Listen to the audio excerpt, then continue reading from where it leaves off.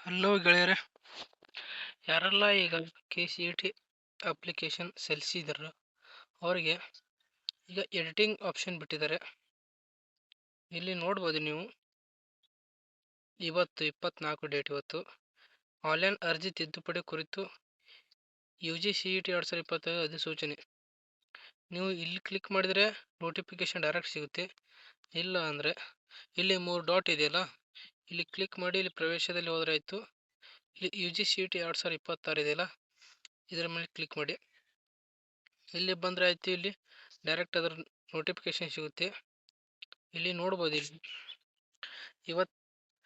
ಇವತ್ತು ನೋಟಿಫಿಕೇಶನ್ ಬಿಟ್ಟಿದ್ದಾರೆ. ಅದು ಏನಪ್ಪ ಅಂದರೆ, ಈಗ ಯಾರೆಲ್ಲ ಅಪ್ಲಿಕೇಶನ್ ಅರ್ಜಿಯನ್ನು ಸಲ್ಲಿಸಿದ್ರಲ್ಲೋ ಅವರಿಗೆ ಎಡಿಟಿಂಗ್ ಆಪ್ಷನ್ ಬಿಟ್ಟಿದ್ದಾರೆ. ಕೆಲವೊಬ್ಬರು ನೇಮು ಮಿಸ್ಟೇಕ್ ಮಾಡಿರ್ತೀರ, ಇಲ್ಲ ನಿಮ್ಮ ತಂದೆ ಹೆಸರು ತಪ್ಪಾಗಿ ಅಪ್ಲೋಡ್ ಮಾಡಿರ್ತೀರ, ಡಾಕ್ಯುಮೆಂಟ್ಸ್ ಸರಿಯಾಗಿ ಅಪ್ಲೋಡ್ ಮಾಡಿದಾರಲ್ಲ, ಕೆಲವೊಂದು ಮಿಸ್ಟೇಕ್ ಇರುತ್ತೆ. ಅವೆಲ್ಲ ತಿದ್ದುಪಡಿ ಮಾಡಿಕೊಳ್ಳೋದಕ್ಕೆ ಈಗ KE ಯಂತ್ರ ಇಲ್ಲಿ ನೋಡ್ಬೋದು. ಅಲ್ಲಿವರೆಗೂ ನೀವು ಬೇಕಾದಂಗೆ ಎಡಿಟಿಂಗ್ ಮಾಡ್ಬೋದು.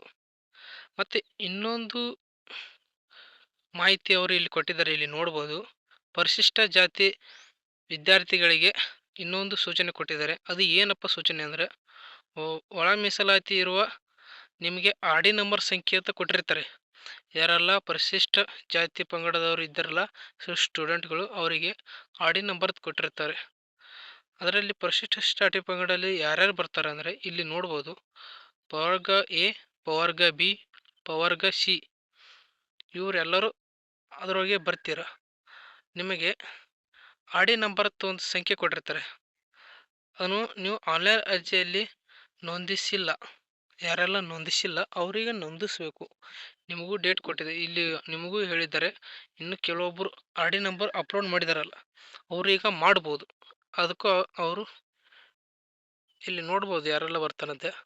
ಪವರ್ಗ A, ಪವರ್ಗ B, ಪವರ್ಗ C ಇವರೆಲ್ಲ ಇಲ್ಲಿ ಬರ್ತಾರೆ. ನಿಮ್ಮ ಜಾತಿ ಪ್ರಮಾಣ ಪತ್ರ ಅಪ್ಲೋಡ್ ಮಾಡಿ ಆಡಿ ಸಂಖ್ಯೆಯನ್ನು ಅದರಲ್ಲಿ ಅಪ್ಲೋಡ್ ಮಾಡಬೇಕು. ಇನ್ನು ಯಾರೆಲ್ಲ ಮಾಡಿಲ್ಲ ಅವರು ಈಗಾಗಲೇ ಹೋಗಿ ಲಾಗಿನ್ ಆಗಿ ಅಪ್ಲೋಡ್ ಮಾಡಿ.